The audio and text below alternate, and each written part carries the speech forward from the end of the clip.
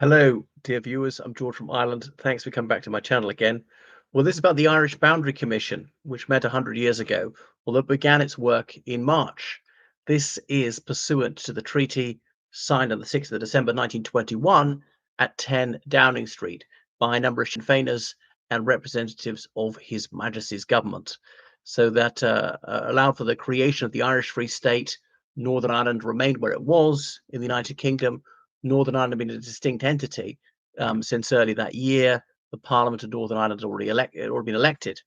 So, notably, the treaty said that the whole of Ireland was going to leave the United Kingdom, the whole of Ireland, and that would include the six northeastern counties, unless within a month the Parliament of Northern Ireland presented an address to His Britannic Majesty requesting that they stay within the United Kingdom, and that's why, in the end, Northern Ireland stayed within the UK. All right, so that was the so-called Anglo-Irish Treaty, and Michael Collins, who led the Sinn Féin delegation, said he signed his own death warrant, and indeed that's true. He's killed by his own organisation, the IRA. I like to underscore that Michael Collins was a liege man of King George V, the King of Ireland. He swore an oath to George V as King of Ireland, as did everybody in Dáil Éireann, as did even Eamon de Valera in 1927. But anyway, one of the provisions of the 1921 treaty is that a boundary commission would meet and then it would make recommendations to adjust the border so there'd be more nationalists in the Irish Free State and then possibly more unionists in Northern Ireland, therefore in the United Kingdom. So those six whole counties remained in the UK. So Armagh, Down, Derry, Antrim, Fermanagh, and Tyrone. Derry, you can say Londonderry if you want. I mean, the city is Derry. I call it that. So almost everyone in the city calls it. And the county, I usually say Londonderry, but I have no objection to people saying Derry. I'm not one of those people who thinks you should throw a fit if someone has a choice of words different from one's own. Anyway, so the Nash has often said there was a nationalist majority in Fermanagh and Tyrone, as those counties ought to have come to the Irish Free State, but that didn't happen. God, I don't know, haven't seen the election results.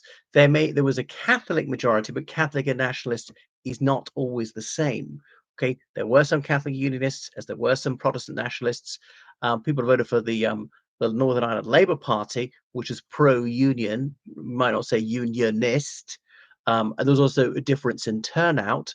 Another point is obviously you can only vote over the age of 21. So there might be a disproportionate number of Catholic children, higher in mortality, or people often going overseas before their voting age. So the Boundary Commission finally met. So anyway, it met in Dublin and indeed elsewhere. So they had a judge from England. There was Owen McNeill, who was actually a Northern nationalist. He was the guy who established the Irish Volunteers, which later turned into the IRA. He was the one who did more to screw over the Easter Rising than anybody else. Thanks very much, Professor McNeill. But then that's partly because the guns provided by Germany didn't turn up because Prince Roger Casement was arrested and that ship Ord was scuttled. There was a unionist barrister, editor of a newspaper, Joseph R. Fisher. So that those are the three main people. Justice Richard Feetham is often described as being a South African judge. He was a legal advisor to the government of South Africa, and he wasn't originally South African. Okay, so it was meant to be top secret what was going on. And 1925, adverts put in the Irish press, and that was largely seen as like a Fianna Fáil newspaper. To say anybody who's got any opinion, whatever, write into them, consult to them. So they had hearings in various places in Northern Ireland and so on. So they took their submissions and they came up with their draft in October 1925. But people like Michael Collins had pinned their hopes on major revisions of the border. In fact, the recommendations were quite slight, and in the end, there would have been a net loss to Northern Ireland of only 2% of its territory. I mean, Northern Ireland's about 20,000 square kilometres. The Republic of Ireland, as we are now, were about 70,000. So Ireland as a whole is around 90,000 square kilometres. Of course, in those days, they were dealing with miles, yeah? So it would have made the border a little bit shorter. So there have been some transfers to the Irish Free State, as was of something like 400 square kilometers, some transfers to the United Kingdom of about a bit over about 110 square kilometers, and so on. And so about 31,000 people were going to join the Irish Free State, almost 8,000 to join Northern Ireland, and so on. Yeah, so it was around some of East Donegal, some of that was going to join the United Kingdom, and then in Tyrone there would be small adjustments in the very south on the border, yeah, around Clougha and Auchnacloy and things like that. So so Strabane is was a very nationalist town, right? So, but they had to take into account, well, is this geographically contiguous? Because the area just to the east of Strabane, it really needs Strabane as its market and so on. What are you going to do? It's a similar dilemma that people wrestled with the partition of India. Okay, and that was sort of a Hindus and Sikhs on one side and Muslims on the others, right? So this should go to Pakistan, but no, that's key to the waterworks for that district, so we can't do that or whatever. Or we'll put this into India, but no, but then the railway connecting these two towns would be in India, and that wouldn't work. So it's impossible to draw a line and have everybody who on this side and want to be there, and everybody on the other side who wants to be there, and so on. I've got a better idea. Stay in the United Kingdom, then there wouldn't be a boundary like that. It's actually nationalists who wanted partition. They did. They wanted a different place down the Irish Sea, but they still wanted partition. Unionists weren't demanding partition, were not demanding the expulsion of Ireland or any portion thereof. So we go on. And if obviously, if Ireland is entitled to secede from the United Kingdom, presumably Northern Ireland is entitled to secede from Ireland. Well, why not? Because it's not a nation. But you know, nations are born. No nations are is eternal. Nations are temporary, and so on. So for Manor, there are also lakes, which made it very, very complicated. You know, tributaries of the Erne, and so on.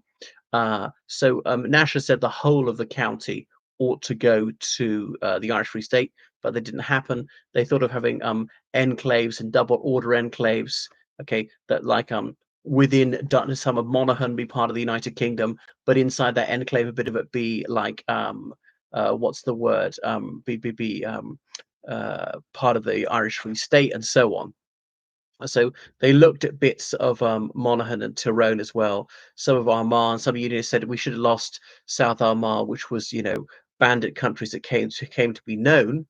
Okay, so Cullerville, Crossmaglen, Jonesborough, and so on, places that were kind of become notorious for terrorism, for murdering local civilians, accusing them of having helped the security forces and things like that, for smuggling, for the brutality of Republican terrorists who are determined to deny people their rights and managed to intimidate people for so long. And I know that they had some heartfelt supporters as well. And so we go on.